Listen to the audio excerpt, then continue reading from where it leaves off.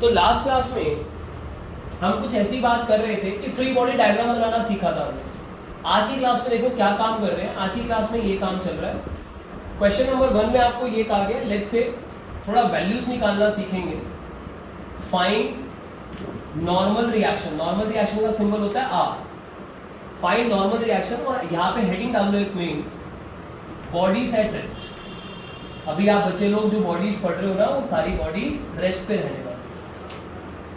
आखिरी में आज की क्लास के हम कुछ बातें ये करेंगे कि अगर बॉडी रेस्ट पे ना होती तो क्या होता है। ट्राई करते हैं इस बात को गेन करने की। सबसे पहले एग्जांपल के साथ फाइंड नॉर्मल रिएक्शन इस केस में। पहले इसका फ्री बॉडी डायग्राम बनाओ। क्या 10 kg को अर्थ का ग्रेविटेशनल फोर्स नीचे खींचना चाहेगा 10g से, ग्रेविटेशनल फोर्स। लेकिन क्या अर्थ के लिए मैंने आपको एक इंफॉर्मेशन दी थी कि अर्थ ऐसे गोल है, अर्थ तो किसी बॉडी को अपने सेंटर पे खींचना चाहती है। लेकिन क्या ये 10 kg की बॉडी सेंटर से पहले कोई सरफेस आ गया? क्या ये 10 kg की बॉडी पर अगर पहली सरफेस आ गया तो क्या ये बॉडी सरफेस को नीचे की तरफ पुश करेगी? अगर ये बॉडी सरफेस को पुश करेगी तो सरफेस डेफिनेटली इसको भी पुश करेगा। तो क्या ये जो नॉर्मल रिएक्शन आया, ये इसने सरफेस को पुश किया, सरफेस ने इस पे धक्का लगाया, नॉर्मल रिएक्शन। ठीक है जी।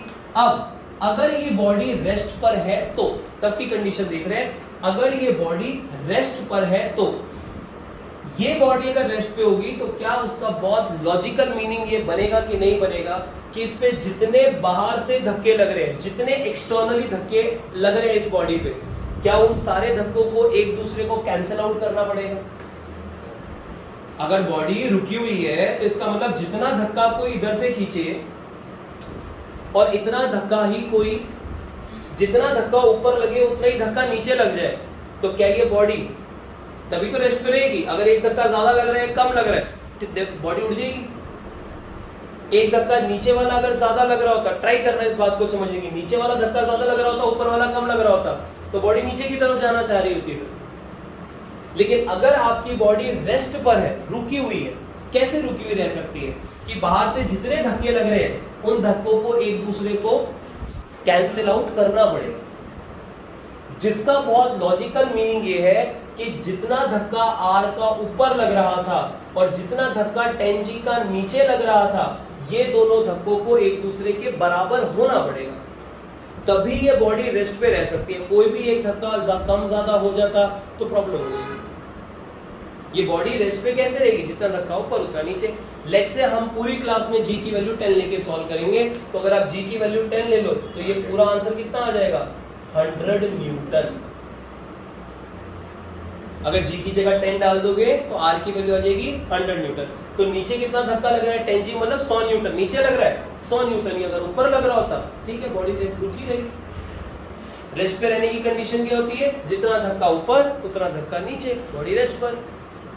तो आपने इस लॉजिक के साथ r की वैल्यू निकाल ली। सेम लॉजिक के साथ क्वेश्चन ये दिया हुआ है, ट्राई करो एक बार r की वैल्यू निकालने का। ट्राई करें प्लीज। सेम लॉजिक के साथ 200 kg का ब्लॉक है, ट्राई करो एक बार। 2000। क्या इस केस में पहले तो इसका फ्री बॉडी डायग्राम बनाते हैं। क्वेश्चन नंबर 2, 200 kg का फ्री बॉडी डायग्राम। एक तो इसको अर्थ नीचे खींच रहा होगा, कितने से? mg, तो 200g। तो अगर अर्थ खींच रहे नीचे तो ये अर्थ को पुश करेगा, ये अर्थ को पुश करेगा तो अर्थ इसको पुश करेगा, तो क्या वो पुश होगा? Normal reaction. और अगर ये बॉडी रेस्ट पर है तो जितना धक्का ऊपर उतना ही धक्का नीचे लग रहा होगा। तो क्या ये वैल्यू कितनी आ गई? g की जगह आप 10 डाल दो, 200 न्यूटन, और ये 2000 न्यूटन।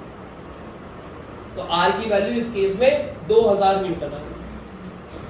लेकिन एक इंपॉर्टेंट पॉइंट बता रहा हूं आपको, हो सकता है अभी के लिए थोड़ा सा कम समझ में आए, लेकिन फिर भी सुन के रखो आप उस चीज को अभी के लिए। बात यह है कि अगर मान लीजिए ये ग्राउंड ना हो बल्कि मेरा हाथ हो, जिसके ऊपर 10 किलो का मैंने बॉडी रख दी। अगर ये समझो ये मेरा हाथ है, मेरे हाथ के ऊपर 10 किलो की बॉडी रखी हुई। अब इस बॉडी को एनालाइज करते हैं। क्या इस बॉडी को अर्थ 10g mg से नीचे खींच रही होगी? इस बॉडी को अर्थ 10g से mg के धक्के से नीचे की तरफ खींच रही है। अब अर्थ इसको 10G का धक्का अगर नीचे लगा रही है तो ये मेरे हाथ को पुश कर रहा होगा नीचे। अगर ये मेरे हाथ को पुश करेगा नीचे तो मेरा हाथ इस सरफेस को पुश करेगा ऊपर। अगर ये मेरे हाथ को नीचे पुश कर रहा है और मेरा हाथ इसको ऊपर पुश कर रहा होगा तो ऐसा सोचो आप 2 मिनट के लिए, ग्राउंड ना होके अगर ये मेरा हाथ होता और मैं अपने हाथ का फ्री बॉडी डायग्राम बनाऊंगा, अगर ये ग्राउंड ना होके ये लाइन अगर मेरे हाथ को रिप्रेजेंट कर रही है और मैं अपने हाथ पे जो धक्के लग रहे हैं वो बनाऊं, तो क्या मेरे हाथ को ये वाला 10 kg एक नीचे की तरफ पुश लगा रहा होगा? ये 10 kg मेरे हाथ को पुश कर रहा होगा ना नीचे, क्योंकि इसको तो और खींच रही है 10G से नीचे ये जा नहीं पा रहा, तो ये मेरे हाथ को इस समय पुश कर रहा होगा। तो मेरे हाथ को 10 kg क्या कर रहा है, इसमें पुश कर रहा है, और ये मेरे हाथ को पुश कर रहा है, तभी तो मेरा हाथ इसको ऊपर की तरफ पुश करेगा। क्या ये एक्शन है तो ये उसका रिएक्शन नहीं है? जो आपने 10 kg पे धक्का ऊपर की तरफ दिखाया, तो 10 kg को मेरा हाथ ऊपर की तरफ धक्का लगा रहा होगा, वो इसलिए तो लगा रहा है क्योंकि 10 kg मेरे हाथ पे लगा रहा होगा।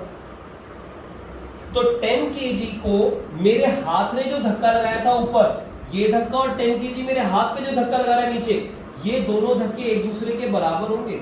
ये होंगे बाय न्यूटन थर्ड लॉ, ये बराबर होंगे बाय न्यूटन थर्ड लॉ।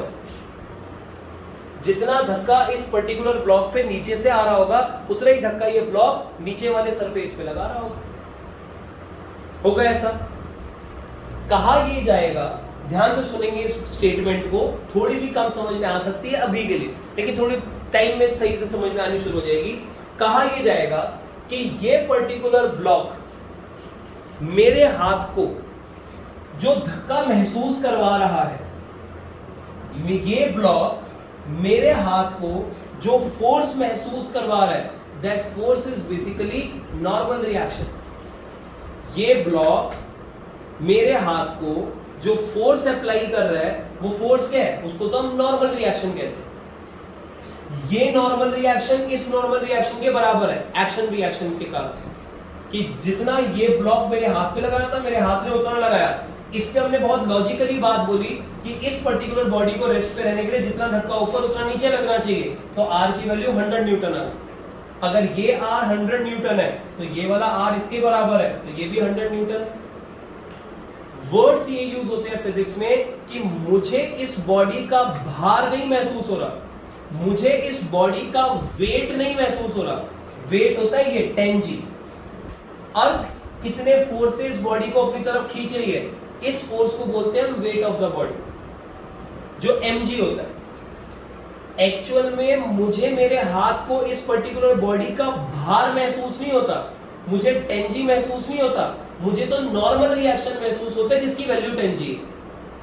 बहुत बड़ा डिफरेंस है, आपको अभी नहीं समझ में आएगा, लेकिन ये स्टेटमेंट थोड़ी थोड़ी क्लिक जरूर करेगी कि मैं बोलना क्या चाह रहा हूं। मैं ये कहना चाह रहा हूं कि आपको आपके हाथ को ये ब्लॉक जो धक्का लगा रहा है, क्या वो धक्का इज नॉर्मल रिएक्शन?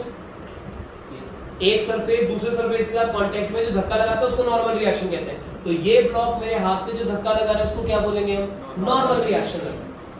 लेकिन वो जो नॉर्मल रिएक्शन लग रहा है उसकी वैल्यू इसके वेट के बराबर है। मैं एक आगे आने वाले टाइम पे ऐसा कुछ होगा, अभी अगेन थोड़ा और डिटेल में जाने की कोशिश कर रहा हूं, लेकिन अभी आपका वो वाला लेवल नहीं है, लेकिन स्टिल ट्राई करते हैं कि थोड़ा बहुत समझ में आए। मान लो अभी फिलहाल एक बॉडी, मान लो ये वाली बॉडी थोड़ी ज्यादा मास की होती, इसकी बजाय अगर मैं एक और इसके ऊपर मास अगर और डाल दूं, कम से कम अगर 5-6 किलो की अगर ये बॉडी हो मेरे हाथ में, वैसे है नहीं अभी, अगर 5-6 किलो की बॉडी आप अपने हाथ में लो तो पता है क्या होगा? आप उस बॉडी को सीधा खड़ा करो, अपने हाथ पे रेस्ट पे रखो, और आप इसी बॉडी को एक बारी बहुत तेजी से ऊपर लेके जाओ और एक बारी नीचे की तरफ अपना हाथ नीचे लेके जाओ। आप 5-6 किलो की बॉडी को अगर हाथ में लोगे, पेन लेके मत करना है काम, पेन लेके करोगे तो जो मैं बोल रहा हूँ वो होगा नहीं, क्योंकि इतना डिफरेंस आपको महसूस होगा नहीं। आप रेस्ट पे रखो 6 किलो की बॉडी को हाथ पे, आप उस अपने हाथ को नीचे लेके जाओ और आप अपने हाथ को तेजी से ऊपर लेके जाओ। आपको ये बॉडी से जो फोर्स महसूस होगा, जो इस बॉडी का भार महसूस होगा, वो अलग अलग होगा, सेम नहीं होगा। भले ये बात अभी के लिए आपको अटपटी सी लग रही हो, लेकिन धीरे धीरे करके मैं इसका लॉजिक बिठाऊंगा अभी।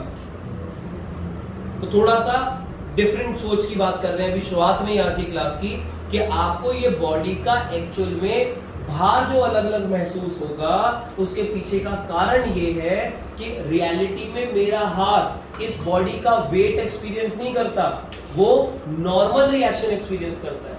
जब ये बॉडी ऊपर चल रही है या नीचे की तरफ चल रही होती है तो एक्चुअल में ऐसी सिचुएशन में ये नॉर्मल रिएक्शन जो लग रहा होता है इसकी वैल्यू बदल जाती है। बॉडी का भार नहीं बदलेगा, इस बॉडी को मैं ऊपर उठाऊं या नीचे उठाऊं, अर्थ इसको mg से नीचे खींचेगी, लेकिन ये बॉडी मेरे हाथ पे जो नॉर्मल रिएक्शन लगा रही है वो बदल जाएगा। हमें हमारे साथ जो बॉडी रखी हुई होती है हमें उस बॉडी का भार नहीं महसूस होता, हमें क्या महसूस होता है उसका, ट्राई करें कम से कम ये स्टेटमेंट ही याद करने की, हमें क्या महसूस होता है इस बॉडी का नॉर्मल रिएक्शन। ये सीखना है, धीरे धीरे ये बात बहुत इंपॉर्टेंट कॉन्सेप्ट बन जाएगा, फिर आपको ये बात क्लिक करा करेगी, अरे सर बात तो बिल्कुल सही कह रहे थे आप कि ये भार नहीं हमें महसूस होता, हमें तो नॉर्मल रिएक्शन महसूस होता। ये स्टेटमेंट धीरे धीरे क्लिक करेगी, लेकिन अभी के लिए जितना सीखा है सिर्फ उसी के हिसाब से अगर आप बात को याद करना चाहो तो भी सीख सकते हो, ऐसे कि ये 10 kg था, इसको हमारे हाथ में ऊपर धक्का लगाया, इसने हमारे हाथ पे नीचे धक्का लगाया सेम वैल्यू का, तो मैं ये बोल रहा हूं मेरे हाथ पे जो धक्का लगा वो है नॉर्मल रिएक्शन जिसकी वैल्यू इसके वेट के बराबर है। मेरे हाथ पे धक्का लगा नॉर्मल रिएक्शन जिसकी वैल्यू वेट के बराबर है, लेकिन वो हर बारी वेट के बराबर हो ऐसा जरूरी नहीं है। अभी जब ये बॉडी रेस्ट पे नहीं होगी, ऊपर नीचे जा रही होगी ना, तो देखना आपको खुद महसूस होगा हाँ सर ये तो वैल्यू अलग आ रही, और प्रैक्टिकली वो हमें महसूस भी होगा। अगर आप एक हैवी बॉडी हाथ में लोगे, आप उठा ही अगर पेन लोगे अपने हाथ पे तो वैसे इसका मास कुछ खास नहीं होता, अब आप ऊपर नीचे अगर कर भी लोगे तो भी कोई खास आपको डिफरेंस महसूस नहीं होगा। लेकिन हमें जो वजन महसूस होता है, हमें जो चीज महसूस होती है वो एक्चुअली में नॉर्मल रिएक्शन होता है, ना कि वेट ऑफ द बॉडी। हाँ, नॉर्मल रिएक्शन इस वेट के बराबर है। तो अभी के लिए ये होगा कि हाँ हमें भार ही महसूस हो रहा है। ठीक है, चलो ट्राई करते हैं कुछ और पॉइंट कवर करने की। यहाँ पे हमारे पास 10 kg का ब्लॉक था, 200 kg का ब्लॉक था, प्लीज पूछिए। सर वो अगर जैसे ये सिचुएशन है कि बॉडी रेस्ट पे है तो ये सेम चीज बस स्टिल वाटर और मूविंग वाटर में अगर कोई बॉडी उसके लिए या फिर देखो जब हम स्टिल वाटर या मूविंग वाटर में जाते हैं ना तो वहां पे कुछ और चीजें भी पार्टिसिपेट करती हैं। वहां पे जब आप हाथ अपना इस बॉडी के साथ पानी में डाल दोगे तो पानी में क्या होता है कि पानी के पास एक एबिलिटी होती है फोर्स ऑफ बॉयंसी लगाने की। पानी में क्या, वो किसी भी लिक्विड के पास एबिलिटी होती है फोर्स ऑफ बॉयंसी लगाने की। तो जैसे ही आप हाथ नीचे लेके जाते हो उस लिक्विड के अंदर, तो वो लिक्विड भी इस पे धक्का लगाना शुरू कर देता है ऊपर की तरफ। जब वो लिक्विड ऊपर की तरफ धक्का लगाता है ना तो आपका हवा में रोक के रखना और पानी में रोक के रखना। आप बाल्टी में अपना हाथ डालो, किसी बॉडी को हाथ में ले लो, किसी भारी बॉडी को, ताला उठा लो, अपना लॉक उठा लो, ठीक है, घर का, और उसको हाथ में रखो, हवा में रखो और पानी में रखो। पानी में हमेशा हल्का महसूस होगा, क्योंकि पानी में जब आप हाथ डालते हो तो पानी एक फोर्स ऑफ बॉयंसी लगाता है। लेकिन पानी में ही एक्सपीरियंस दो हो जाएंगे अगर आप पानी में जब हाथ रख रहे हो और पानी में चला रहे हो। जो पानी में ये रुके रहने में और चलाने में जो वेरिएशन महसूस होगा वो नॉर्मल रिएक्शन के कारण आएगा, जबकि हवा में और पानी में रुके हुए में जो डिफरेंस महसूस हो रहा है वो due to force of buoyancy है। तो आपको पानी और हवा का जो आप एग्जांपल लेना चाह रहे हो, पहले दोनों रुके हुए के बीच में डिस्टिंग्विश करना सीखो, फिर हवा में चलाना और पानी में चलाना वो कॉमन बात है कि पानी में चलाएंगे तो भी डिफरेंस महसूस होगा, हवा में चलोगे तो भी डिफरेंस महसूस होगा। वो डिफरेंस इसलिए कि आर की वैल्यू अब भार के बराबर नहीं आएगी जब आप चलाना शुरू करते हो। वो मैं सिखाऊंगा, जब चलाना सिखाऊंगा तो उसके पीछे कोई लॉजिक दो, ठीक है। अच्छा देखो प्लीज, मान लो अब इसी के साथ एक थर्ड केस लेने की कोशिश करते हैं। यहाँ पे जी थर्ड केस ये है आज की क्लास का कि अगर हमारे पास एक 200 kg की बॉडी हो और उसके ऊपर एक 80 kg की बॉडी रख दी है। 200 kg की बॉडी हो और 80 kg की बॉडी उसके ऊपर रख दी जाए। चलो ट्राई करते हैं हम एक बार इस कहानी को समझने की।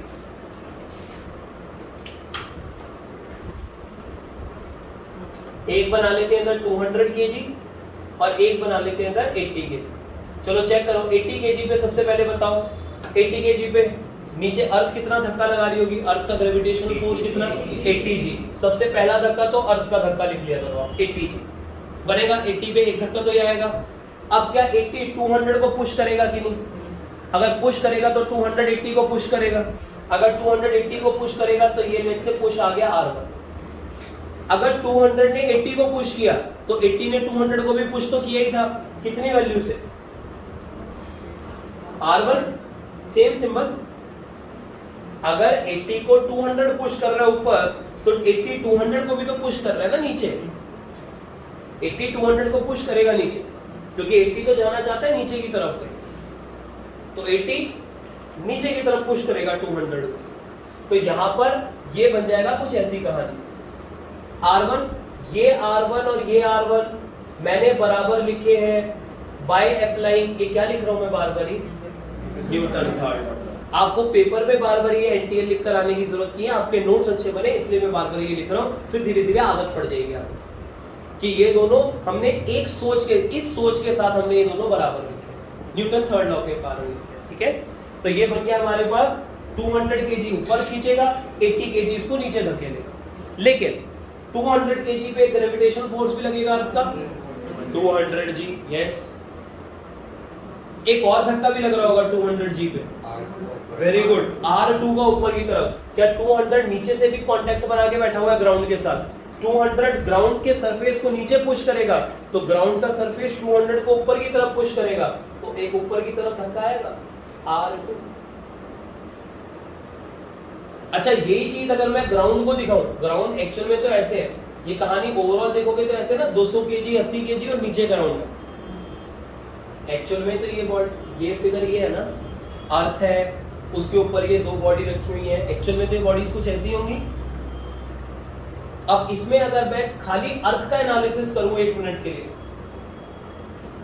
क्या अर्थ को 200 kg R2 से नीचे दबा रहा होगा कि नहीं? अगर ये अर्थ है यार, ग्राउंड ने 200 kg को ऊपर धक्का मारा तो इसका एक्शन का रिएक्शन तो अर्थ पे आ रहा होगा ना। अर्थ को हम एनालाइज करते नहीं है, ये एक्शन रिएक्शन आपको देखने को मिल गए, इस एक्शन का रिएक्शन देखने के लिए अर्थ का एनालिसिस करना पड़ेगा, लेकिन वो करना नहीं होता। लेकिन मेरे को कोई कॉन्सेप्ट देना है इसलिए मैं दिखा रहा हूं अभी अर्थ को 2 मिनट के। तो यहां पर आपको अर्थ ने धक्का लगाया इस पे R2, ये अर्थ पे धक्का लगाएगी R2। पहले तो आप ये फिगर को समझो, क्या 80 kg पे ये धक्के, 200 kg पे ये सारे धक्के ऐसे बनेंगे, पक्की बात है। अब 80 kg को देखते हैं, क्या 80 kg अगर रेस्ट पर है तो जितने धक्के ऊपर उतने नीचे, जितने धक्के ऊपर, हाँ जी, R1 ऊपर लग रहा है, 80g नीचे लग रहा है, कर दो बराबर, कर दो बराबर, फिर तो कितना हो जाएगा 800।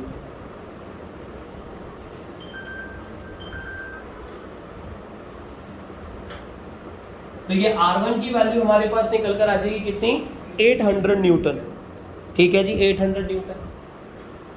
लेकिन अगर हम सिर्फ 200 kg की बॉडी को देखें, क्या 200 kg की बॉडी भी तो रेस्ट पर है? अगर 200 kg की बॉडी रेस्ट पर है, इसका मतलब इस पे भी जितने धक्के ऊपर लग रहे हैं उतने धक्के नीचे लगने चाहिए। अब चेक करते हैं, इस पे ऊपर की तरफ धक्का तो एक ही लग रहा है जो ग्राउंड लगा रहा है, यहाँ पे लिख लेते हैं due to ground, due to ground, और इसको लिख लेते हैं ड्यू टू 80 kg, राइट। ये आ गया ड्यू टू ग्राउंड, ये आ गया ड्यू टू 80 kg। अब जरा चेक करो, क्या यहाँ पे 200g का ग्रेविटेशनल फोर्स, ये आ जाएगा आपका 80 kg का, और ये आ जाएगा ड्यू टू ग्राउंड, सही है।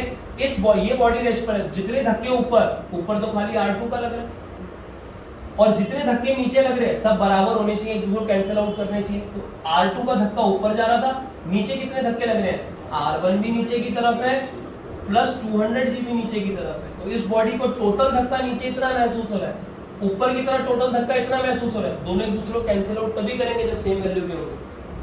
चेक करो, ये लॉजिकली करेक्ट है ये कहानी, तभी ये सिस्टम रुका हुआ रह सकता है। जितना धक्का नीचे उतना धक्का ऊपर। और ये R1 और ये R1 सेम वैल्यू के हैं या नहीं है? ये तो न्यूटन थर्ड लॉ से मैच कर रहे थे। तो जो R1 आपने यहाँ निकाला है, क्या यही R1 उठा के यहाँ डाल दो? तो ट्राई करो, क्या आ जाएगा R2 का आंसर, 2800 न्यूटन। और क्या ये इतना ही धक्का अर्थ पे लगा रहा होगा 2800 न्यूटन का, राइट। अब समझने की कोशिश करो। इससे पहले हमने ये क्वेश्चन किया है, जब 200 केजी के ऊपर 80 केजी का ब्लॉक नहीं था, खाली 200 किलो था, तो क्या ये वाला normal reaction due to ground था, जिसकी वैल्यू आ रही थी 2000 न्यूटन। अगर इस फिगर में मैं ग्राउंड को दिखाता तो ग्राउंड ने 200 केजी को ऊपर की तरफ धकेला, तो क्या 200 केजी ग्राउंड को नीचे की तरफ धकेलेगा आर से? क्या ये आर की वैल्यू 2000 आ रही थी, तो यहां पे आंसर 2000 न्यूटन आएगा। क्या यहां पर ग्राउंड को जो धक्का महसूस हो रहा है, ग्राउंड को जो नीचे की तरफ पुश महसूस हो रहा है, वो तो नॉर्मल रिएक्शन का हो रहा है। ग्राउंड को जो नीचे की तरफ पुश महसूस हो रहा है, ग्राउंड को जो पुश महसूस हो रहा है, वो तो नॉर्मल रिएक्शन का हो रहा है, और वो नॉर्मल रिएक्शन की वैल्यू आ रही है भी 2000 न्यूटन। चेक करो इस केस में, क्या ग्राउंड को जो नीचे की तरफ पुश महसूस हो रहा है, उसकी वैल्यू आ रही है 2800 न्यूटन। ये वैल्यू और ये वैल्यू में डिफरेंस आ गया। क्यों डिफरेंस आ गया? क्योंकि यहां पर 200 केजी के ऊपर कुछ नहीं था, यहां 200 केजी के ऊपर 80 है। कहने को हम बार बार ही नॉर्मल रिएक्शन कहते हैं, हम कहते हैं 200 केजी ग्राउंड पे नॉर्मल रिएक्शन लगाएगा, 200 केजी ग्राउंड पे नॉर्मल रिएक्शन लगाएगा। लेकिन जब आप इसके ऊपर कोई भार डाल देते हो और लॉजिकली सॉल्व करना स्टार्ट करते हो, भाई वो नॉर्मल रिएक्शन की वैल्यू बदल जाती है। कहने को नाम तो वही चल रहा है कि नॉर्मल रिएक्शन लग रहा है, लेकिन नॉर्मल रिएक्शन की वैल्यू यहां पे और नॉर्मल रिएक्शन की वैल्यू इस केस में दोनों डिफरेंट है। यहां का नॉर्मल रिएक्शन में 80 केजी का इंपैक्ट आ गया है, यहां के नॉर्मल रिएक्शन में 80 कुछ ऊपर था भी नहीं, ठीक है, इंपैक्ट अर्थ पे कम लग रहा था। तो आपको खाली लॉजिकली क्वेश्चन सॉल्व करना है। जो आपको मैं एक एक करके बॉडीज को लेके चल रहा हूं, आप इस तरीके से क्वेश्चन सॉल्व करना, वो 80 केजी का इफेक्ट अर्थ को महसूस हो जाएगा, अपने आप हो जाएगा। और आपको ये ऐसे क्वेश्चंस में जो डिफरेंस महसूस होगा कि सर यहाँ पे खाली 200 केजी था, यहाँ पे 200 के ऊपर 80 है, तो अर्थ को पुश ज्यादा महसूस होगा इस केस में। और वो लॉजिकल भी है, होना भी चाहिए था ऐसा। किसी एक बॉडी के ऊपर एक और भार डाल दोगे तो नीचे वाले सरफेस को ज्यादा पुश महसूस होना भी चाहिए था, पर आप अपने किसी लॉजिक से ये बात बोल रहे हो। 200 केजी अपना रुका हुआ है तो उस पे सारे धक्के बैलेंस हो गए, 80 अपना रुका हुआ उस पे धक्के बैलेंस हो गए, तो आप बड़े लॉजिकली इस कंक्लूजन पे पहुंचे। और उससे ये निकल कर आ रहा है कि यहाँ का धक्का यहाँ के धक्के से डिफरेंट, ठीक है। तो 80 केजी का इफेक्ट आ रहा है अर्थ के ऊपर। चलो एक ट्राई ये करो, ये क्वेश्चन, ये सब आप अपने आप ट्राई करोगे। अगर क्वेश्चन होता है ये 200 केजी, 80 केजी और इसके ऊपर एक और रख दिया हमने 10 केजी। चलो ट्राई करते हैं। क्वेश्चन ये है, find normal reaction between 10 KG and 80 KG का ब्लॉक। लेट्स से उसका सिंबल R1 लेना है। आप अपने मनमर्जी के सिंबल नहीं ले सकते, क्वेश्चन बनाने वाले ने सिंबल दे दिए हैं आपको। 80 और 200 केजी के बीच में R2 लेना है, और 200 केजी और ग्राउंड के बीच में आप बच्चों को R3 लेना है। पहले तो इसका फ्री बॉडी डायग्राम हर बच्चा बनाने की कोशिश करे, हर सिंगल ब्लॉक का फ्री बॉडी डायग्राम बनाने की कोशिश करो।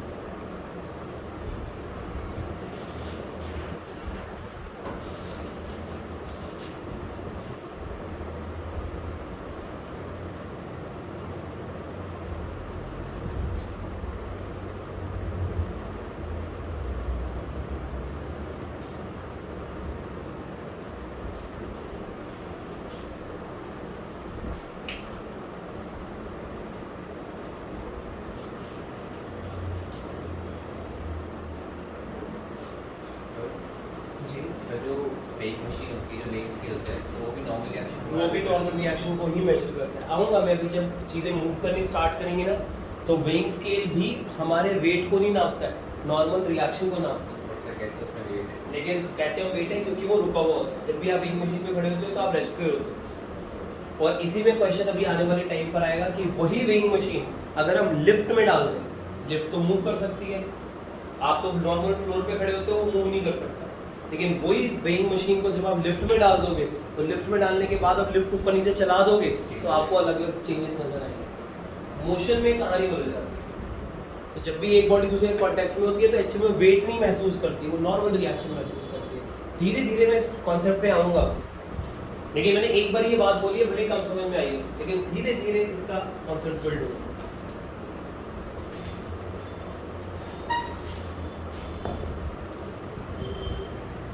चलो जी ट्राई करें एक बार। 10 kg के ऊपर कितने धक्के? 10 kg के ऊपर 2, एक तो नीचे की तरफ 10g, वो तो अर्थ का ग्रेविटेशनल फोर्स। क्या ये 10 kg 80 kg को पुश करेगा तो खुद भी धक्का ऊपर की तरफ खा लेगा। कितना? R1 लेना है। वेरी गुड, इनके दोनों के बीच में R1 लेना था। अब 80 kg का सोचो कहानी। हाँ जी 80 kg, क्या एक तो 80g नीचे, लेकिन क्या 10 kg इसको नीचे पुश करेगा? क्या 10 kg जो नीचे की तरफ पुश करेगा? R1 से, क्योंकि ये तो न्यूटन का थर्ड लॉ है। ये दोनों बराबर है।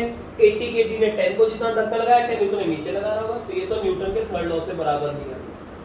ये है ड्यू टू 80 kg और ये है ड्यू टू 10 kg। सही, ड्यू टू 80 kg और ड्यू टू 10 kg। 80 kg के कारण ऊपर धक्का लग रहा है, 10 kg के कारण नीचे धक्का लग रहा है 80 kg।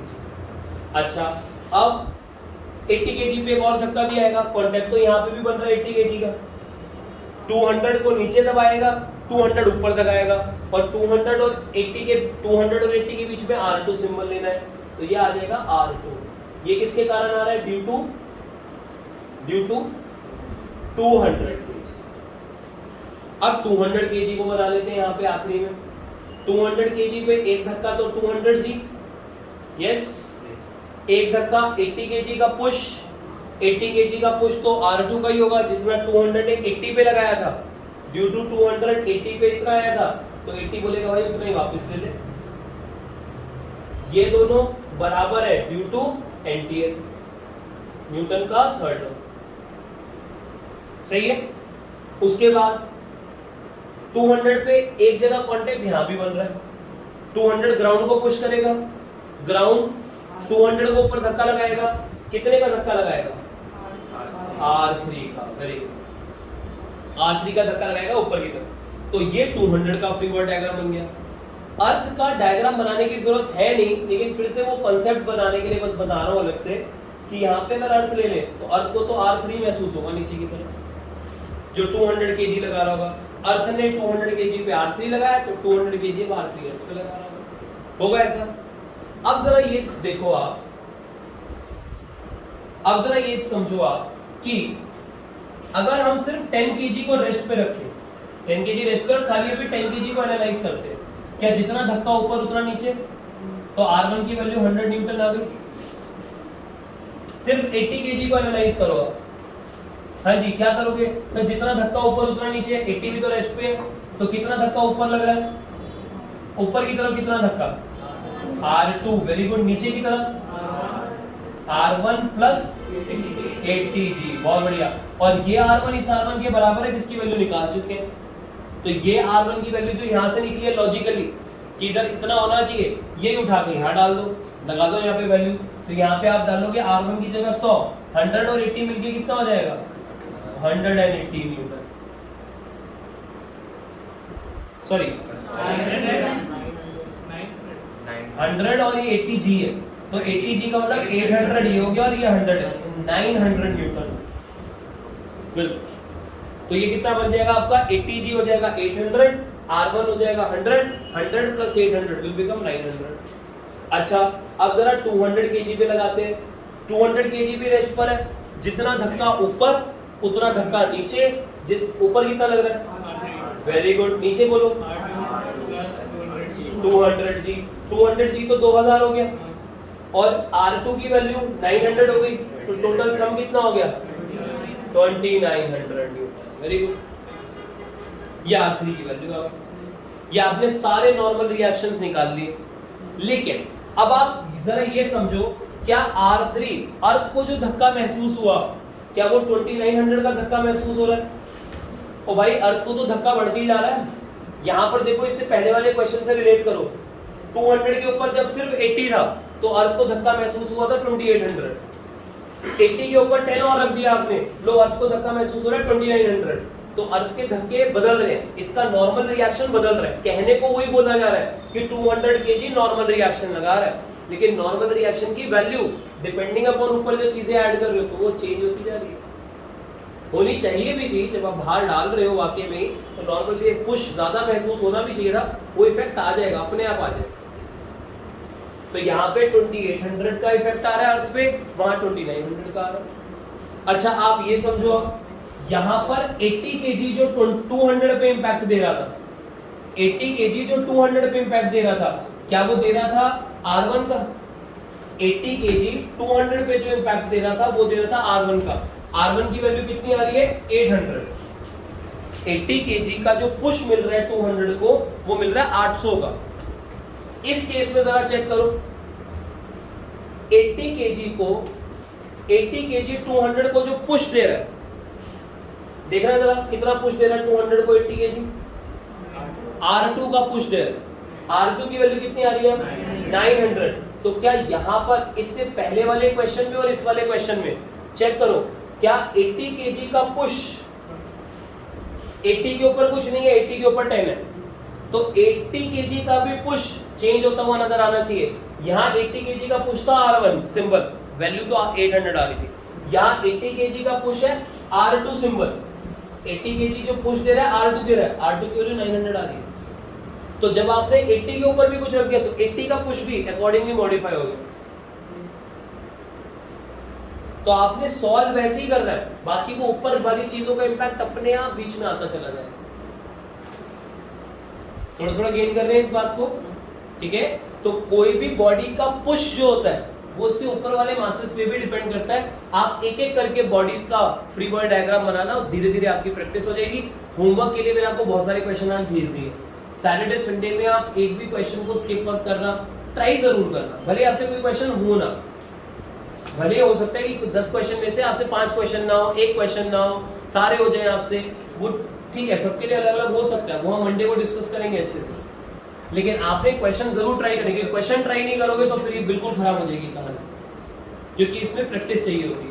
प्रैक्टिस होगी तो आप क्वेश्चन सॉल्व कर पाओगे, और क्वेश्चन आएगा इसके ऊपर कि आपको एक एक बॉडी का एनालिसिस करना आना चाहिए।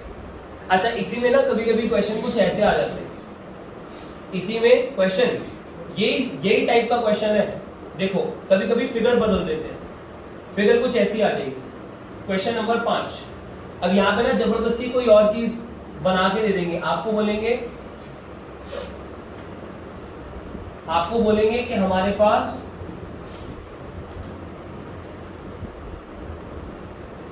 एक गधा है। फिगर पे ना जाए आप मेरी, मुझे भी पता है मैं बहुत अच्छी बनाता हूँ, लेकिन ये एक गधा दे दिया। देखने में फालतू में कंफ्यूजन क्रिएट करेंगे आपको, लेकिन कहानी देखना बिल्कुल यही है। बोलेंगे इसके ऊपर एक बंदा बैठा हुआ है, ठीक है, इसके ऊपर ये एक बंदा बैठा हुआ है। साथ में और बता देता हूँ कुछ इंपॉर्टेंट बातें। है ये कॉमर्स का या आर्ट्स का, ठीक है? ये बच्चे का वजन है 80 kg, गधे का वजन है 200 kg। थोड़ा थोड़ा लिंक होना स्टार्ट हो गया होगा, 200 kg पे 80 kg है।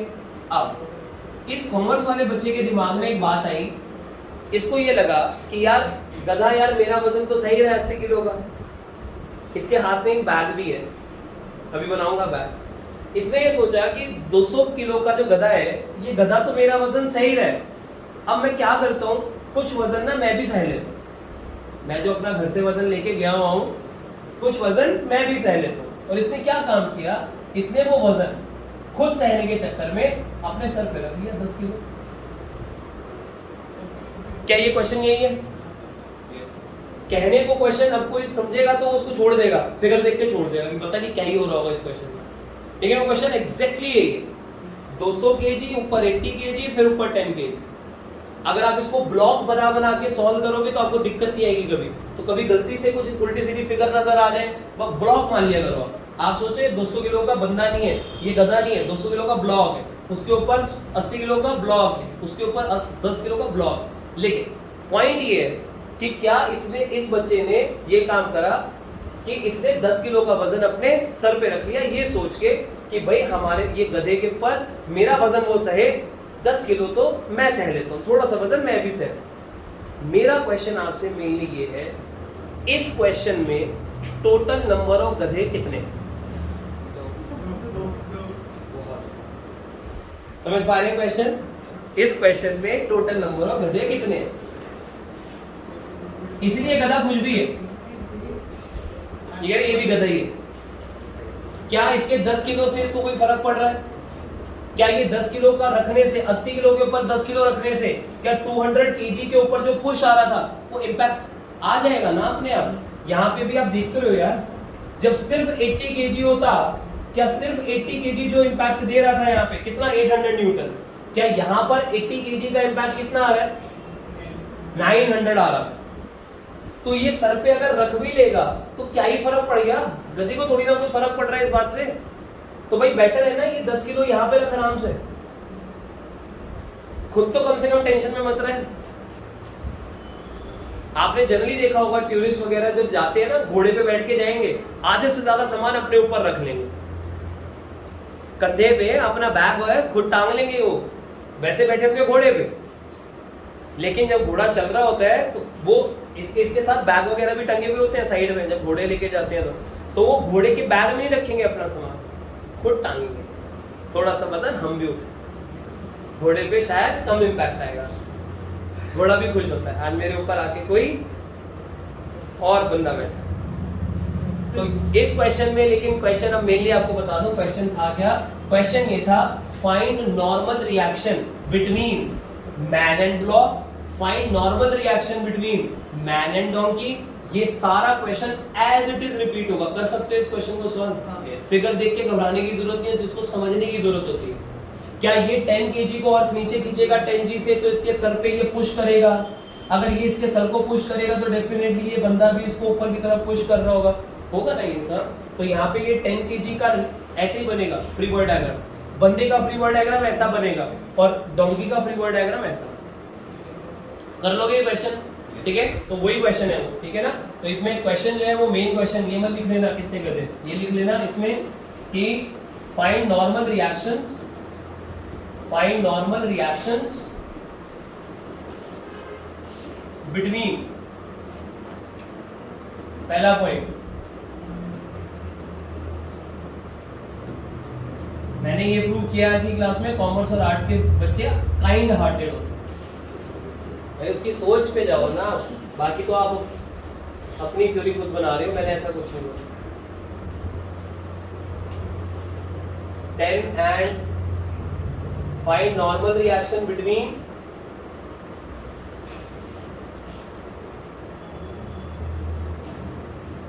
student and 10 kg, student and donkey, ठीक है। और तीसरा पॉइंट डोंकी।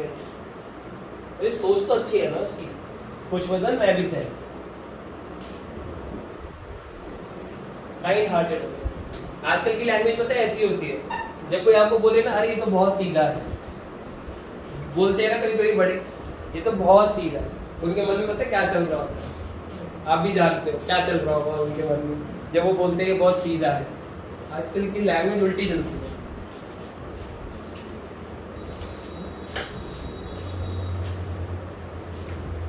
ऐसे ही है काइंड हार्टेड। चलिए नेक्स्ट पॉइंट पे जंप करते हैं। नेक्स्ट पॉइंट,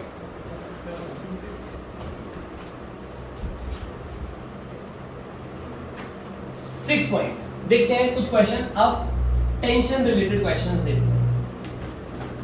अभी हम नॉर्मल रिएक्शन रिलेटेड क्वेश्चन देख रहे थे, अब कुछ टेंशन रिलेटेड क्वेश्चन देखते हैं। मान लो 5 किलो की एक बॉडी किसी रस्सी के साथ हमने सीलिंग के साथ इस तरीके से टांग के छोड़ दी। कुछ याद आता है? रस्सी हमेशा पुशिंग फोर्स लगाती थी, लास्ट क्लास में सिखाया था। हाँ कर ले। सर पुलिंग पुलिंग फोर्स लगाती थी। रस्सी हमेशा पुलिंग फोर्स लगाती है, पुश करने की एबिलिटी नहीं होती है, रस्सी हमेशा पुल करने की एबिलिटी रखती है, राइट? तो रस्सी अगर आपकी हमेशा पुल करने की एबिलिटी रखती है, और आपको ये सिखाने की कोशिश करी थी मैंने कि हमारे कोर्स में रस्सी अगर मास लेस है तो वो रस्सी अपने एक एंड पे जितना फोर्स पुल का लगाएगी उतना ही पुल वो दूसरे एंड पे भी लगाएगी। अगर आपको मैन और ब्लॉक वाली कहानी याद हो तो T1 T2 करके अलग अलग मैंने दोनों तरफ टेंशन ली थी, और फिर कहा था रस्सी अगर मासलेस है तो जितना धक्का एक एंड पे लगेगा उतना ही धक्का दूसरे एंड पे लगेगा। पक्का कुछ कुछ याद है ऐसा? कुछ शक्ल से लग नहीं रहा ऐसा कुछ था कि रस्सी को थोड़ा मोटा करके दिखाया था, इधर एक एंड पे T1 एक एंड पे T2 बोला था। बढ़ सकते हैं ना आगे कि रस्सी एक कोने पे जितना धक्का लगाती है दूसरे कोने पे उतना ही धक्का लगाती है। ठीक है, लास्ट क्लास से रिलेटेड वो बात है, ना समझ में आए क्लास के बाद पूछ लेना, नहीं तो रिवाइज कर लेना उस बात को। इंपॉर्टेंट बात थी, हर जगह काम आएंगे। तो ये एक रस्सी है, ये वाली रस्सी 5 kg को ऊपर की तरफ खुद सोच लो, धक्का लगा रही होगी कि नहीं, पुल कर रही होगी कि नहीं? बिल्कुल कर रही होगी। क्या ये सीलिंग को भी नीचे की तरफ खींचना चाह रही होगी? सच्ची में कोई रस्सी टांग दो आप तो सीलिंग को भी नीचे की तरफ खींचेगी। अगर 5 किलो का लोड टांगोगे तो सीलिंग को वो खींचेगी T से, ब्लॉक को भी खींचेगी कितने से? T से। अगर आपसे क्वेश्चन बनाने वाला ये पूछ ले फाइंड टेंशन, अभी तक आपको नॉर्मल रिएक्शन पूछ रहा था, रस्सी का क्वेश्चन आ गया तो टेंशन पूछ लेगा। अब आप जरा 5 kg का फ्री बॉडी डायग्राम बनाओ। क्या 5 ग्राउंड यहां पर है, अब ग्राउंड और इसके बीच में गैप है, ठीक है? तो क्या 5 kg पे 5G का धक्का नीचे, रस्सी का पुल ऊपर, और कोई धक्का लगेगी ना? ग्राउंड के साथ कांटेक्ट में होता तो नॉर्मल रिएक्शन के बारे में सोचते हो। ग्राउंड के साथ अगर ये कांटेक्ट में होता तो नॉर्मल रिएक्शन के बारे में सोचते हैं। नॉर्मल रिएक्शन अब नहीं आएगा, नॉर्मल रिएक्शन तो कांटेक्ट की कहानी होती है ना। तो यहाँ पे कांटेक्ट तो किसी के साथ है ही नहीं, इसका किसी और सरफेस के साथ। रस्सी के साथ था, रस्सी ने पुल कर रखा है, ग्रेविटेशनल फोर्स नीचे खींच रहा है, ब्लॉक अगर रुका हुआ है तो जितना धक्का ऊपर उतना धक्का नीचे। जी की वैल्यू अगर 10 ले ले, टेंशन की वैल्यू 50 न्यूटन, क्वेश्चन खत्म। इस केस में टेंशन निकालना है, 50 न्यूटन रहा होगा। ट्राई करो आप, ये लॉजिक समझ पा रहे हो इस क्वेश्चन का? ठीक है, चलो एक और क्वेश्चन करते हैं। ये क्वेश्चन आप बच्चे लोग खुद ट्राई करो।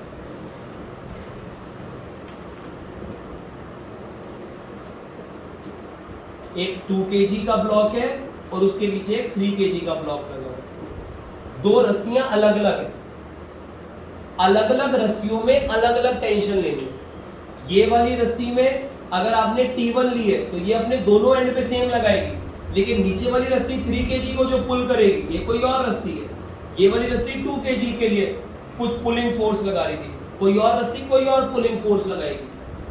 एक ही क्वेश्चन में मल्टीपल रस्सियां और सब पे अलग अलग टेंशन लेनी होती है, लेकिन एक गिवन रस्सी के दोनों एंड पे पुलिंग फोर्स सेम लेना। उसके पीछे लॉजिक बताया था आपको कि हर रस्सी मासलेस है, मासलेस होने के कारण उसके दोनों एंड पे धक्के सेम आते थे। वो लास्ट क्लास में लास्ट टॉपिक किया था, लेकिन अलग अलग रस्सियों के लिए अलग अलग पुलिंग फोर्स लेना है। ये रस्सी 2 kg को अलग पुल, ये रस्सी 3 kg को कुछ अलग पुल। ठीक है, ट्राई करो आप। 2 kg का फ्री बॉडी डायग्राम अलग बनाओ, 3 kg का अलग बनाओ। क्वेश्चन ये है find T1 and T2। Question ये आप बच्चों के लिए कि आपको T1 और T2 की वैल्यू निकालनी है। ट्राई करो एक बार, T1 और T2 की वैल्यू निकालनी है।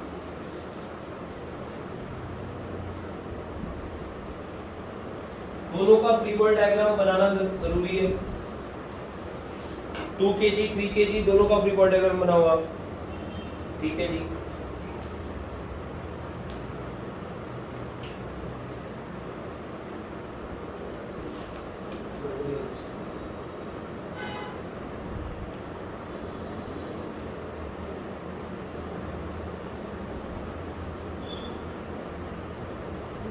खाली 2 घंटे दिखाए और 2 kg पे 2 दिखाए। दोनों में से कोई एक फिगर गलत है, वो अपना सोचो। दोनों में से कोई एक फिगर गलत है, सोचो। फ्री बॉडी डायग्राम पहले बनाना सीखेंगे सारे।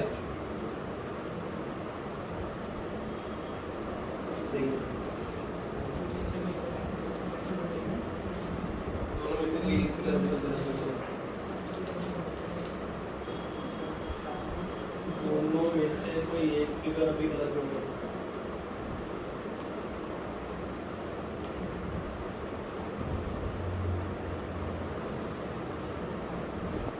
फिगर एकदम बढ़िया बनेगा, आगे तो सॉल्व करने की कोशिश करो।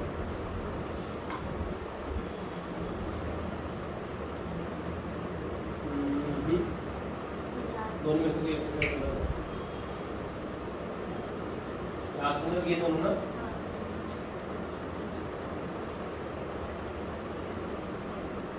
बहुत छोटी सी गलती है किसी एक को।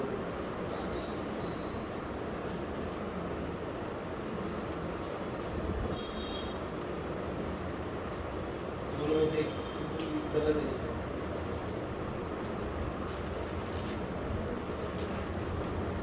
गलत है दोनों।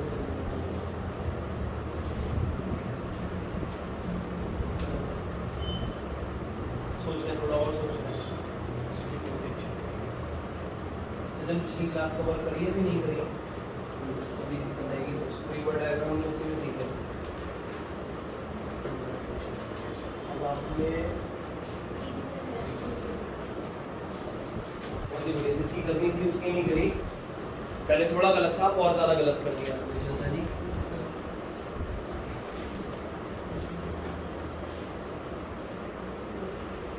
सबसे पहले 2 kg के बारे में अगर हम बात करें तो 2 kg को देखो क्या क्या धक्के महसूस हो रहे हैं। एक तो अर्थ का धक्का 2g, नीचे ग्राउंड का सरफेस यहाँ पर है मानो, ठीक है, तो ग्राउंड तो इसको खींचेगा नीचे 2g से, ऊपर वाली रस्सी ऊपर की तरफ पुल करेगी t1 से, और नीचे वाली रस्सी नीचे की तरफ पुल करेगी t2 से। नीचे वाली रस्सी नीचे की तरफ पुल करेगी t2 से, ऊपर वाली रस्सी ऊपर की तरफ पुल करेगी t1 से, और अर्थ का ग्रेविटेशनल फोर्स 2g।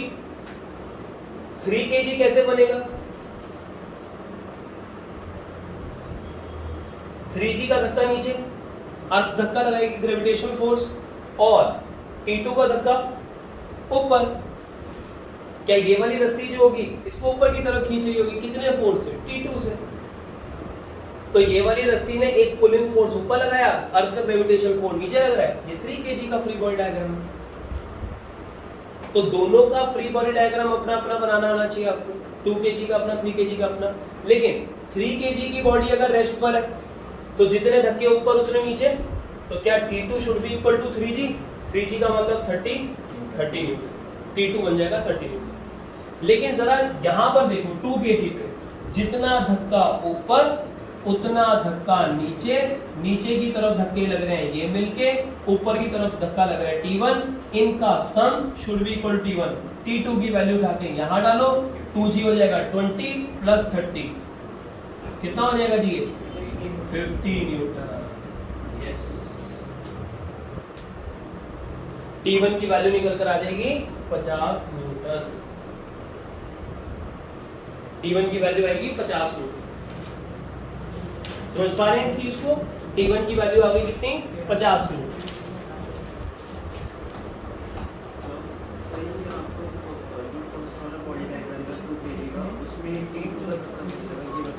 कौन से फर्स्ट फिगर का? 2 kg पे आता है t2 का धक्का। ये वाली रस्सी दोनों एंड पे धक्के लगाएगी, ये वाली रस्सी इसको नीचे की तरफ पुल करेगी, तो नीचे की तरफ पुल ये दिखाया हुआ, इसको इफेक्ट लिए 2 kg पे t2 का इफेक्ट लिए। 2 kg पे जितना धक्का ऊपर उतना धक्का नीचे, t2 का इफेक्ट आ रहा है। और यही t2 का इफेक्ट उठा के हम ये वाला 3 kg से जो t2 निकाला है यही धक्का उठा के यहाँ लिए, क्योंकि ये धक्का और ये धक्का बराबर होते हैं जब मासलेस स्ट्रिंग होती है। ये लास्ट क्लास में सीखा था, ठीक है। तो ये कुछ ऐसा निकल कर आता है जी, t1 इतना आ रहा है, t2 की वैल्यू 30 न्यूटन निकल कर आ रहा है, ठीक है। तो ये ओवरऑल आपको ध्यान रखना होगा कि t1 t2 कैसे निकालते हैं। अब आपको ना जितने क्वेश्चन हमने किए हैं काफी हद तक मैं इन क्वेश्चन को निकालने का एक शॉर्टकट मेथड बता रहा हूं, वो भी सुन लो। पेपर में आप शॉर्टकट भी अप्लाई कर सकते हो। लेकिन शॉर्टकट में पहले इसलिए नहीं बताने की कोशिश करता क्योंकि शॉर्टकट बताने से एक तो थ्योरी मर जाती है, दूसरा ये कि शॉर्टकट बताने से ना कभी कभी कुछ प्रॉब्लम भी रह सकती है, क्योंकि शॉर्टकट एग्जैक्ट कॉन्सेप्ट कभी नहीं होता, तो शॉर्टकट को शॉर्टकट के तरीके से ही लेना है।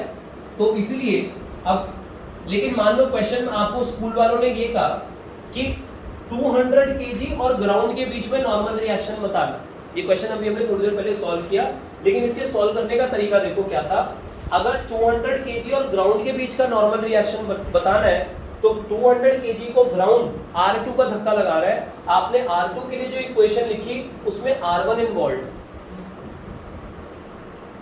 200 केजी को ग्राउंड कितने धक्के से पुश कर रहा होगा, अगर आपको ये वाली वैल्यू निकालनी है तो ये निकालने के लिए आपको पहले R1 निकालना पड़ेगा। R1 क्या है? R1 है 200 और 80 के बीच में कितना पुशिंग फोर्स चल रहा है।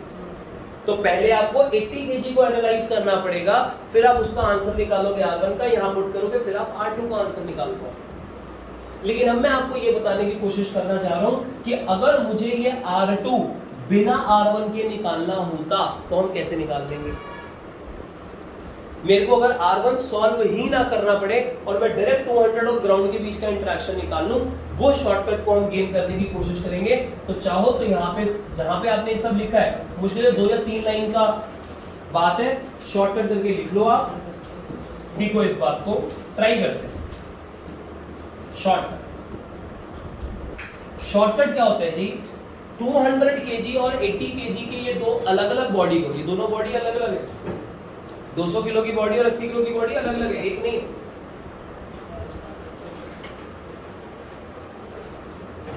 लेकिन शॉर्टकट क्या कहता है कि अगर आप इन दोनों बॉडी को एक ही सिंगल बॉडी मान लो तो क्या वो सिंगल बॉडी का वजन हो जाएगा 280 केजी। अब आपको ये डाउट आ सकता, सर क्यों मान रहे हैं एक बॉडी? अगर मैं शुरुआती शॉर्टकट से करूं तो ये डाउट रहेंगे फालतू। वो शॉर्टकट में आप आंसर मैच करवा लोगे बस अपना। वैसे तो अलग अलग ही एनालिसिस होना चाहिए, लेकिन शॉर्टकट से आंसर जल्दी आ जाता है, तो इसलिए आपको शॉर्टकट भी आना चाहिए। तो अपने पूरी कोशिश करना शॉर्टकट भी सीखने की। क्या कर रहे हैं? 200 और 80 केजी को एक ही बक्सा मान लिया, 280 किलो 280 केजी। अब ये जो 280 केजी का ब्लॉक ऐसे सोचो ग्राउंड के ऊपर पड़ा हुआ, ये पूरे को एक ही मान लो और ये सोचो 200 केजी ग्राउंड पे पड़ा हुआ। अब जरा ये देखो, क्या इस 280 केजी का अगर आप फ्री बॉडी डायग्राम बनाओ तो क्या इसको 280 जी नीचे लग रहा होगा? क्या ये अर्थ को पुश कर रहा होगा और अर्थ इसको पुश कर रहा होगा? अब अर्थ जो इसको पुश कर रहा है वो उतना ही वही सिंबल लो जो सिंबल आपने यहाँ पे 200 केजी के लिए लिया था। 200 केजी को इस रियल फिगर में अर्थ जितने फोर्स से पुश कर रहा था, R2 से कर रहा था ना, तो आप यहाँ पे R2 सिंबल ही लो और जरा चेक करो, क्या अगर 280 केजी को अर्थ नीचे से पुश कर रहा है ऊपर और 280 जी का धक्का लग रहा है नीचे, क्या R2 का धक्का जितना, अगर 280 केजी रेस्ट पर है तो क्या जितना धक्का ऊपर उतना धक्का नीचे, क्या R2 इज इक्वल टू 280 जी आ गया? जी को 10 पुट कर दो, क्या R2 की वैल्यू 2800 आ गई? और ध्यान से देखो यही आंसर तो यहाँ आ रहा था, बिना R1 की कैलकुलेशन के R2 का आंसर आ गया। जब आप सिंगल ब्लॉक का एनालिसिस करते हो तो आपको ये देखने को मिलेगा कि कोई एक कैलकुलेशन किसी और पे डिपेंडेंट है। शॉर्टकट में ऐसी आंसर आ जाएगी और शॉर्टकट वैलिड है स्कूल एग्जाम के लिए भी। अगर आपको कोई ये पूछे कि ग्राउंड और 200 केजी के बीच का नॉर्मल रिएक्शन बताओ कितना होगा, आप ये शॉर्टकट ले सकते हो, आप ये शॉर्टकट ले सकते हो। शॉर्टकट से आपके आंसर जल्दी निकल कर आएंगे, प्लस गलती होने के चांसेस कम है, क्योंकि आप जितने ज्यादा स्टेप्स इन्वॉल्व करोगे अपनी कैलकुलेशन में, आपके रिस्क फैक्टर बढ़ जाता है कि एक भी जगह मैथमेटिकल मिस्टेक हुई, लो जी अगला आंसर उस पर डिपेंडेंट था, वो भी गलत। शॉर्टकट में क्या है, R1 की बात ही नहीं होती, लो जी डायरेक्ट आंसर आ रहा है। मान लो मैं यही शॉर्टकट यहाँ अप्लाई करने की कोशिश करता हूँ। मान लो आपको यहाँ पे किसी ने कहा कि 200 केजी और ग्राउंड के बीच का नॉर्मल रिएक्शन बताओ, तो हम क्या कर रहे हैं, ये तीनों की तीनों बॉडी को एक सिंगल बॉडी मान लेते हैं। अगर मेरे को पूरी बॉडी तीनों के कॉम्बिनेशन को मैं एक सिंगल बॉडी मान लूं तो क्या यहाँ पे जो शॉर्टकट लगेगा वो देखो क्या लगेगा, क्या ग्राउंड के ऊपर एक 200 + 80 + 10 कितना 290 केजी का ब्लॉक पड़ा हो, अब जरा इसका फ्री बॉडी डायग्राम बनाओ 290 kg का। ऊपर की तरफ कितना धक्का ले, जितना आपने 200 पे लिया था, R3 लिया था, R3 डिवाइडेड बाय 290G। क्या R3 की वैल्यू 290G, G की जगह डालो 10 तो कितना आ गया 2900 न्यूटन। लो जी, यही आंसर आ रहा। जबकि यहाँ पे R3 कैसे निकला था, पहले R2 निकलेगा, फिर R2 यहाँ से निकालेंगे, R2 के लिए R1 चाहिए था। ओ ये तो कितना नंबर है, यहाँ पे बिना R1 R2 के एक ही गो में R3, वही आंसर आ रहा है। आंसर मैच कर रहे हैं, बल्कि कॉन्सेप्ट तो सिंगल सिंगल बॉडी के लेके सॉल्व करना चाहिए। लेकिन जब आपके सामने ये भी पढ़ा हो और आपके सामने ये भी पढ़ा हो, तो आपने कॉन्सेप्ट गेन किया यहाँ से कि करना ऐसे चाहिए था, लेकिन आंसर जब सेम आ रहा है तो अडॉप्ट कर लो ना इसको।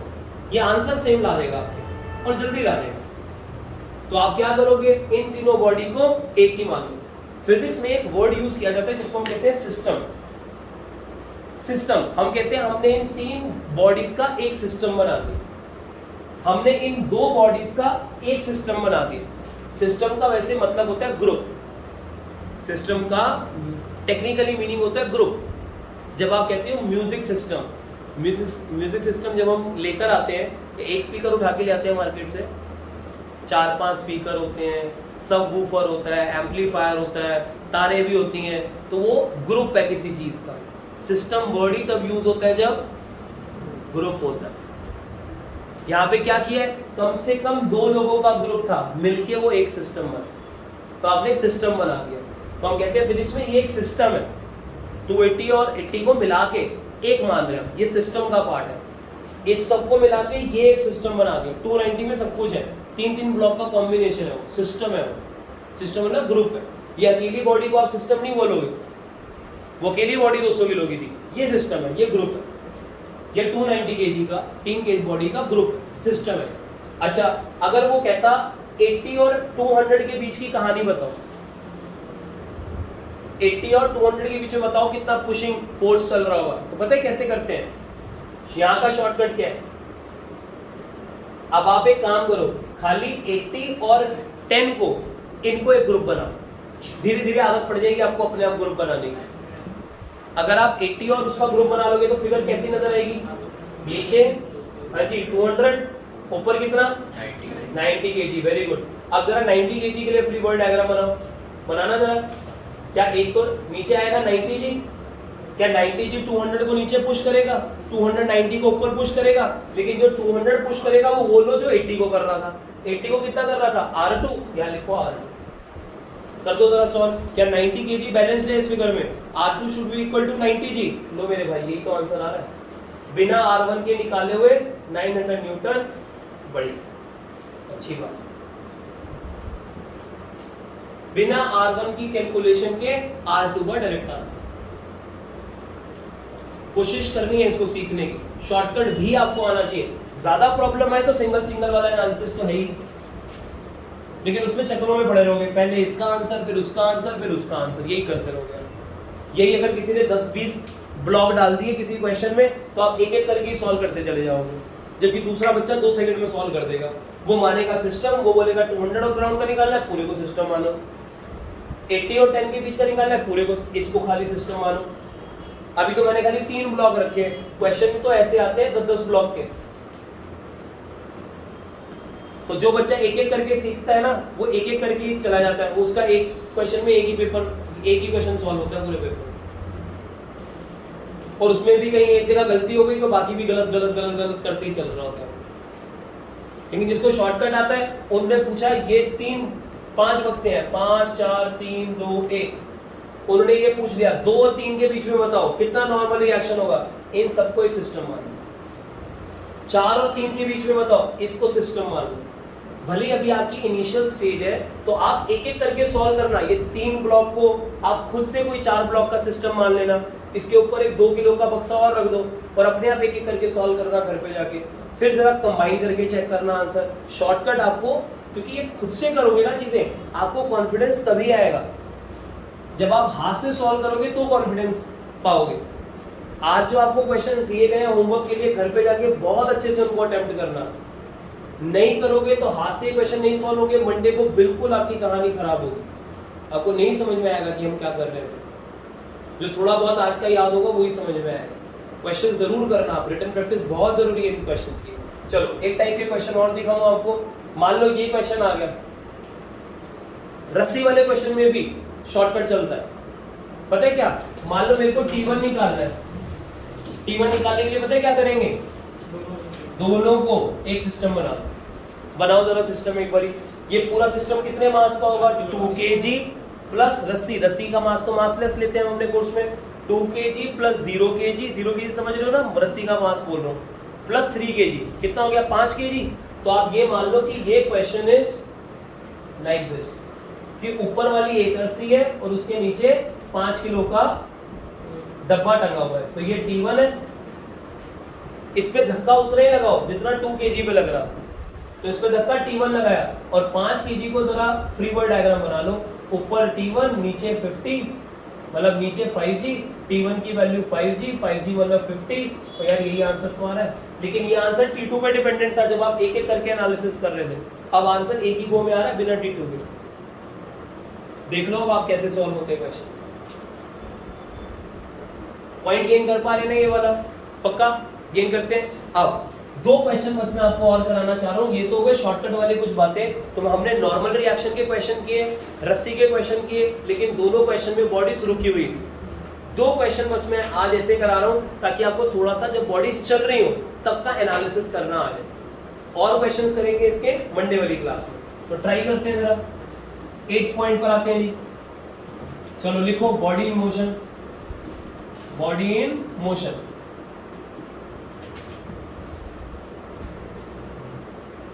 मान लो 2 किलो की बॉडी है और किसी ने 10 न्यूटन का धक्का लगा दिया। अब चेक करो क्या ये 10 न्यूटन का धक्का बैलेंस्ड फोर्स है या अनबैलेंस्ड फोर्स? अनबैलेंस्ड है, इसको तो कोई बैलेंस कर ही नहीं रहा। यहाँ पे साइड से तो कोई और धक्का लगाया ही नहीं किसी ने।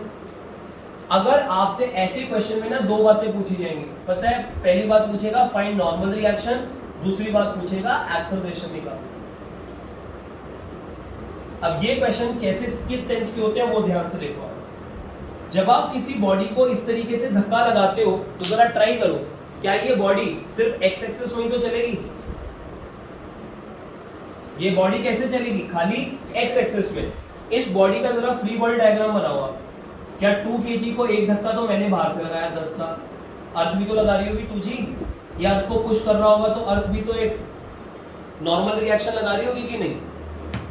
अब जरा चेक करो क्या ये बॉडी y में चलेगी कि नहीं? अगर कोई ऐसा धक्का लगाए तो क्या बॉडी y में चलना शुरू हो जाएगी? यस और नो? नो, ये बॉडी y में थोड़ी ना चलती है ऐसे। आप किसी बॉडी पे ऐसे 10 न्यूटन का धक्का लगाओ, बॉडी तो खाली x में ही चलेगी। इसका मतलब y एक्सिस के लिए बॉडी रेस्ट पर है। अगर y एक्सिस को एनालाइज करो तो बॉडी रेस्ट पर है, तो इस पे पीछे वाले जो अभी तक के कॉन्सेप्ट पढ़े हैं वही वाले कॉन्सेप्ट लगेगा। अगर y एक्सिस के लिए बॉडी रेस्ट पर है तो आप बोलोगे फॉर y एक्सिस क्या धक्के बैलेंस हो जाने चाहिए? जितना धक्का y में ऊपर उतना धक्का y में नीचे, तो r की वैल्यू कितनी आ गई? 20 न्यूटन। खत्म। इसमें तो वही कॉन्सेप्ट है, जितना ऊपर उतना नीचे, क्योंकि y एक्सिस में तो बॉडी चलेगी नहीं जब इस तरीके के धक्के लगाओगे। ये बात गेन हो रही है? y एक्सिस में तो बॉडी चल नहीं रही, तो जितना धक्का ऊपर उतना नीचे। लेकिन क्या x एक्सिस में धक्के बैलेंस नहीं है? x एक्सिस में 10 न्यूटन का एक एक्स्ट्रा धक्का लग रहा है, अनबैलेंस धक्का लग रहा है, तो x एक्सिस में मोशन आएगा। तो पता है आप क्या करेंगे?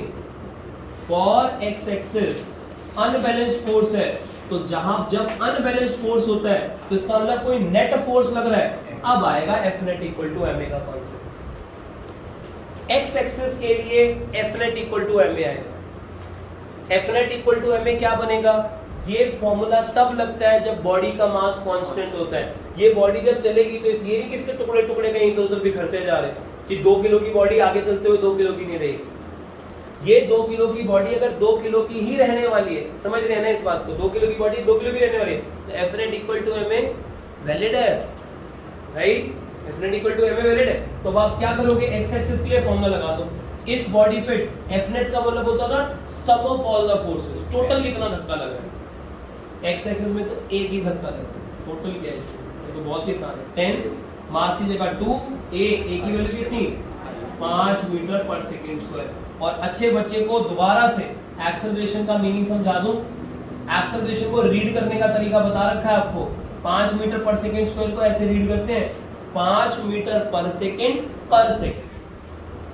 5 मीटर पर सेकेंड स्क्वायर का मतलब होता है ये जी। सर फ्रिक्शन भी तो लगेगा। फ्रिक्शन तब लगेगा जब मैं आपको दूं, अभी जब तक नहीं बोल रहा फ्रिक्शन सारे सरफेसेस स्मूथ मान लें।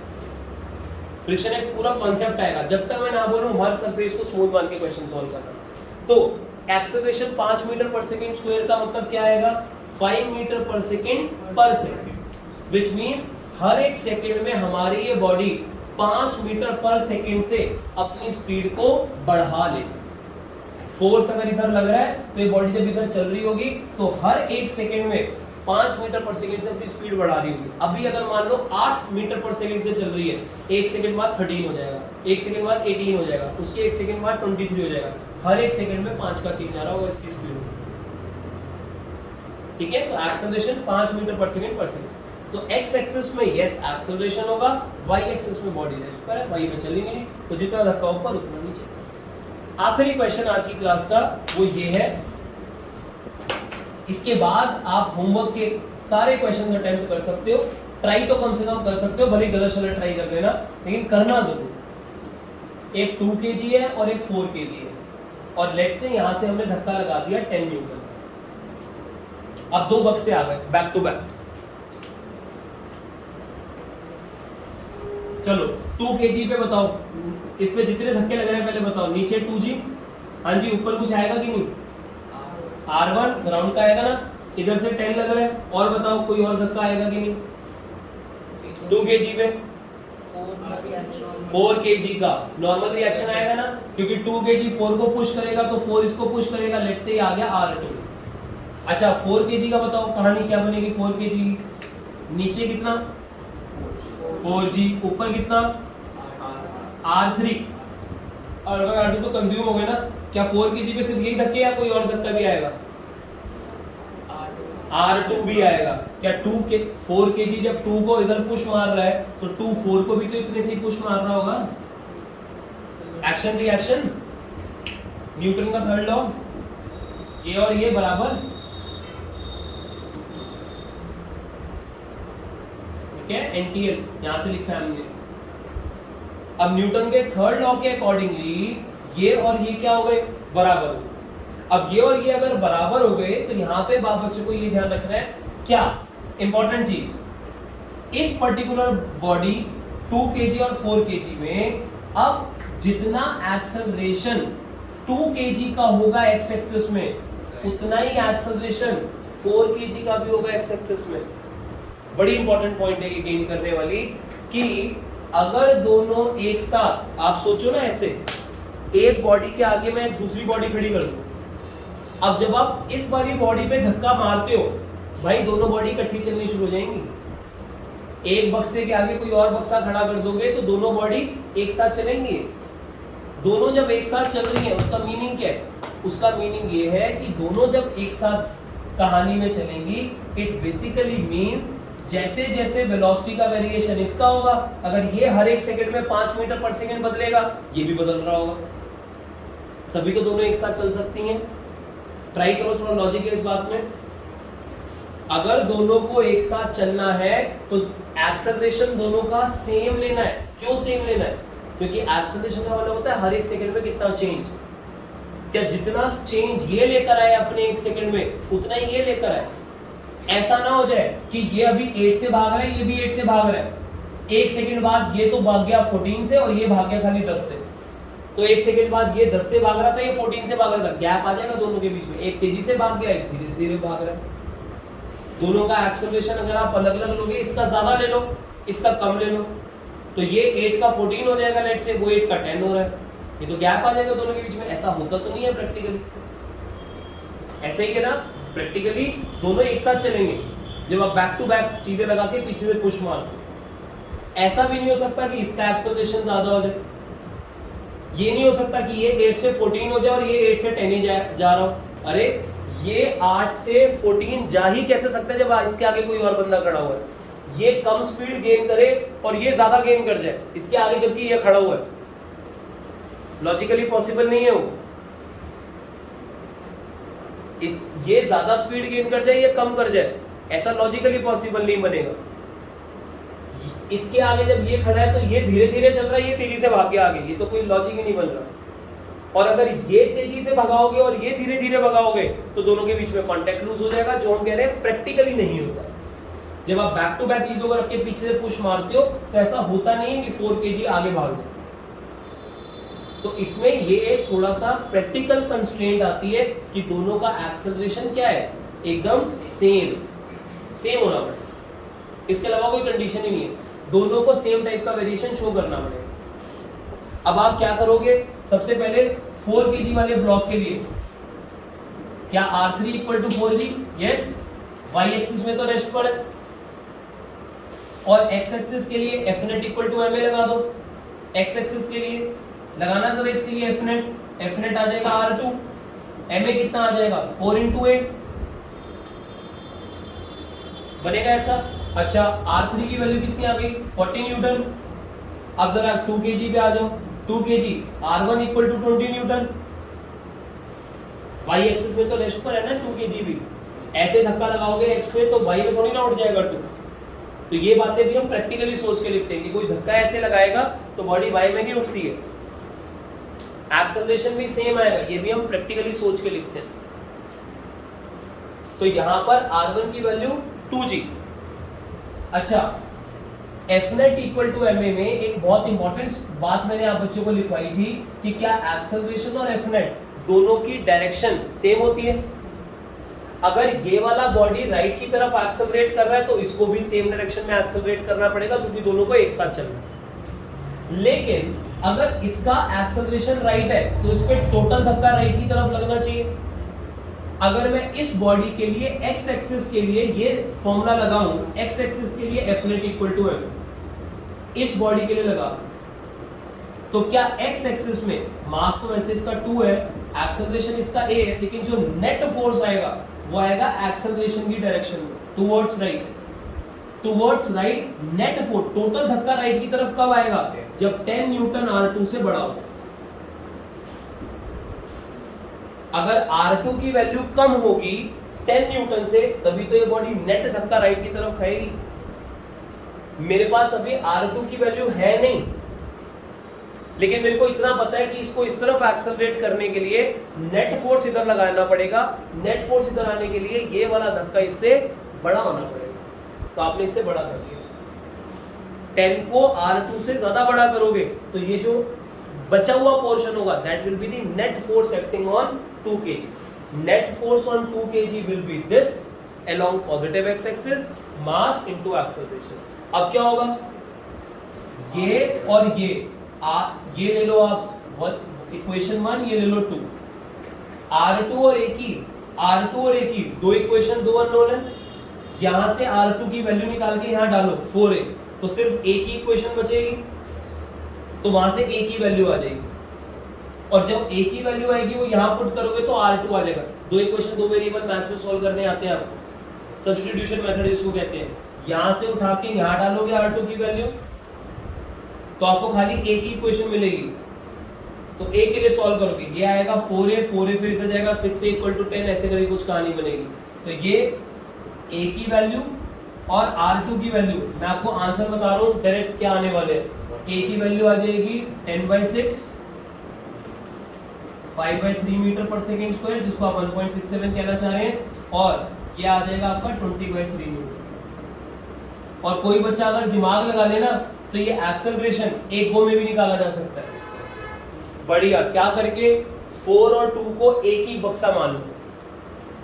इसको अगर आप आप इसको सॉल्व करना, आपके आंसर ये आएंगे। लेकिन अगर आप 4 और 2 को एक ही ब्लॉक मान लो 6 किलो का, तो ऐसा हो जाएगा 6 किलो पे किसी ने 10 न्यूटन का धक्का लगाया, जैसे आपने सिंगल ब्लॉक को एनालाइज किया। 6 किलो को अगर कोई 10 न्यूटन का धक्का लगा रहा है तो Fnet इक्वल टू ma में m आ जाएगा 6, एक्सेलरेशन आ जाएगा a, और Fnet की जगह आ जाएगा खाली इकलौता धक्का आएगा यहाँ 10, तो 10/6 एक ही गो में आंसर आ जाएगा। लेकिन मूविंग बॉडीज पे ये जो हम कॉम्बिनेशन के क्वेश्चन कर रहे हैं, शॉर्टकट निकालने वाली बातें कर रहे हैं, मैं नेक्स्ट क्लास में और करवाऊंगा। लेकिन आप प्लीज एक बार इसको रिवाइज अच्छे से कर आना, और जितने क्वेश्चन आपको दिए उनको अटेम्प्ट जरूर कर आना, तभी अगली क्लास फ्रूटफुल बनेंगे आपके लिए। आप अटेम्प्ट नहीं करोगे, इनको रिवाइज नहीं करोगे, प्रॉब्लम हो जाएगी नेक्स्ट क्लास में। ठीक है, बार बार ही बात बोल रहा हूँ आपको, रिवीजन जरूर करनी है, क्वेश्चंस ट्राई जरूर करने हैं, ताकि नेक्स्ट क्लास वेस्ट नहीं हो आपकी, नहीं तो खराब हो जाएगा सब कुछ। तो मूविंग बॉडीज को कैसे सॉल्व करते हैं, रेस्ट वाली बॉडीज को कैसे सॉल्व करते हैं, पहले इन क्वेश्चंस को दोबारा सॉल्व कर लेना।